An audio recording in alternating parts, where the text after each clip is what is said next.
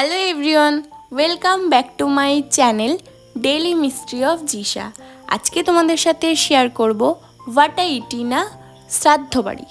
হ্যাঁ, তোমরা একদম ঠিক শুনেছ, শ্রাদ্ধ বাড়ি। আজকে একটা শ্রাদ্ধ বাড়ির নিমন্ত্রণ ছিল আমাদের সবার, তো সেখানেই গিফট হাতে করে আমরা পৌঁছে গেছি। পৌঁছে গিয়ে দেখছি খাওয়ার জায়গায় একদম ফুলফিল। তো আমরা আটকে গেছিলাম একটু ছাওয়ার মধ্যে। তো তারপরে ভাবলাম ওয়েটিং লিস্টটা আরও সামনে, তো সেখানে এসে আমরা দাঁড়িয়ে পড়েছি। তো ওয়েটিং লিস্টে আমরা ছিলাম না, শুধুমাত্র আরও অনেকেই ছিল। আর মা কাকিরা এক জায়গায় হয়েছে, গল্পগুজব করবে না তা কি করে হয়। তো যে যার সুবিধা মতো জায়গা খুঁজে নিয়ে বসে পড়েছে, মানে বলতে পারো খাওয়ার আগে আসর জমিয়ে ফেলেছে। তো এখানে শুধুমাত্র মা কাকিমা নয়, দাদুরাও রয়েছে আর আমরাও ছিলাম।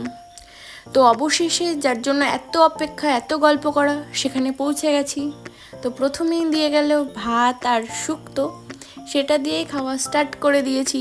তারপরে দিয়ে গেল ডাল, আলু পোস্ত ভাজা, তারপরে পটল আলু চিংড়ি, আর তার সাথে ছিল স্যালাড। তারপরে দিয়ে গেল মাছ, আলু আর ঝোল। আর এই যে চাটনি, আমার প্রিয় গো প্রিয়, সেটা বাড়িতে হোক বা যে কোনো অনুষ্ঠানে, তার সাথে খাওয়ার জন্য দুটো পাঁপড় নিয়ে নিয়েছি।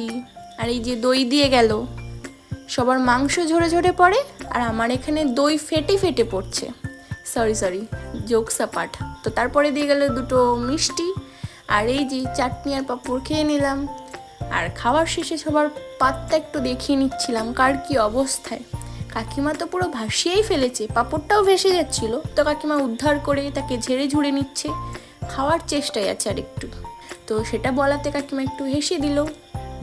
আর এই যে ইনি ম্যাডাম, ক্যামেরা অন করলেই শুধু পোজ দিতে জানে, আর কিছুই না। মানে অনুষ্ঠান বাড়ির খাওয়া দাওয়া মানে একরকম যুদ্ধ, তো সেটা আমরা জয় করে বেরিয়ে আসতে পেরেছি। আর এই যে ইনি স্যার আমাদের জন্য দাঁড়িয়েছিলেন একসাথে বাড়ি যাবে বলে। তো বাড়ি যাওয়া যাক। আজকের ভিডিওটা এই পর্যন্ত। ভালো লাগলে সবাই লাইক, কমেন্ট অ্যান্ড সাবস্ক্রাইব করে দিও। টাটা।